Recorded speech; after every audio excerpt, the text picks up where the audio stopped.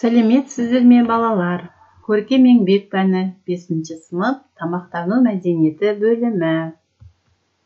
Бүгінгі сабағымыздың тақырыбы ас үйдің жабдықталуы, тағам әзірлеуге арналған құрал-жабдықтар, аспаптар менен ыдыс-аяқтар. Балалар, бүгінгі сабақта меңгеретіндеріңіз тағам әзірлеуге арналған құралдар мен жабдықтарды зерделейміз және олардың мүмкіншіліктерін анықтаймыз. Ас үй үйдегі ең маңызды, уақытымыздың көп бөлігін өткізетін бөлмелердің бірі.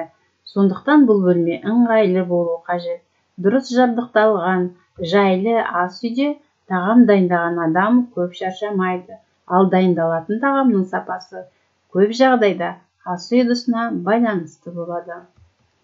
Ас үй ыдысы деп тағам пісіріп дайындауға, тамақ қабылдауға және сақтап қоюға арналған тұрмыстық заттар жиынтығын айтамыз. Ыдыс асханалық, ас үйлік болып үлкен екі топқа бөлінеді. Ас үйлік ыдыстары деп тағам дайындайтын, пісіретін, қуыратын ыдыстарды айтамыз.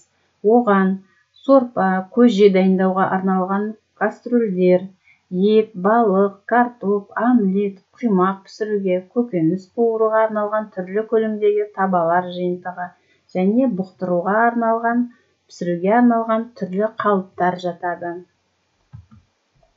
Асханалық ыдыстары деп күнделікті ас ішуге қажетті дастарханда тұратын ыдыстар мен құралдарды айтамыз. Оған асхана сервизі, шай сервизі, кофе сервизі, асханалық құралдар жатады.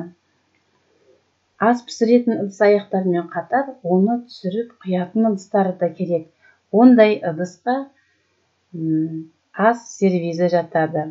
Ол шұңғыл, кішігірім тәрелкелер менен шай табақтар, түрлі аяқ табақтар, сорпа, тұздыққа арналған ыдыстар, дәмдеуіштерге арналған керек-жарақтар, пышақ, шанышқы, қасықтар және ожаулар жатады.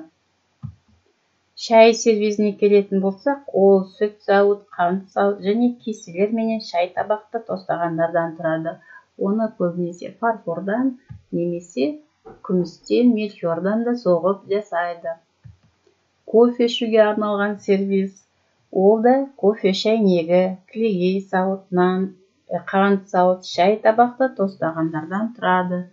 Сервиздерді кондитер өнімдеріне арналған құмыра, себет, десерт тарелкалермен де толықтыруға болады.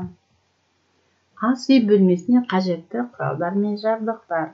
Оған құрғақ және шикі, піскен тағамдарды сақтауға арналған және түрлі контейнерлер, бөтелкелер, сонымен бірге дәмдеуіштер салғыш, қағаз салғыш сияқты көмекші жабдықтар да кіреді. Және көкпір, оқтау, сүзгі, араластырғыш, кесуге арналған тақтайлар, ас үй балғасы, елек, жаңғақ шаққыш, қақпақ, ашқыш, сарымсақ сыққыш сынды құралдар да ас үй жабдықтарына кіреді. Енді ас үйдегі тұрмыстық техникаға тоқталайық. Заманауи ас бөлмесінде тоңазытқыш, мұздатқыш, қысқа толқынды пеш, бумен пісіргіш, блендер, электр шайнек, кофе ұнтақтатқыш, ас үй комбайны, электрик гриль, кофе қайнатқыш, қуырма ыдыс, шырын сыққыш сияқты тұрмыстық техникалар болуы қажет. Қазақтың ұлттық тағамдары, ыдыс-аяқтары. Қазақ халқы ежелден дастарханға аса мән берген. Мұнда тек қана қойылатын ұлттық тағамдар ғана емес, тағамды салатын, сақтайтын ыдыстарға да зор жауапкершілікпен қараған. Ыдыс-аяқтың әдемілігіне қарап, үй иесінің ішкі жан дүниесімен бірге қонақтарға деген сый құрметін де байқайтын болған. Енді тапсырма балалар. Бірінші, үйлеріңдегі ас бөлмесін суретке салыңдар және нені өзгертер едіңдер, неліктен? Екіншіден, мына сілтемені басып, қазақтың ұлттық ыдыс-аяқтары туралы мәліметтер менен танысыңдар. Назарларыңызға рахмет.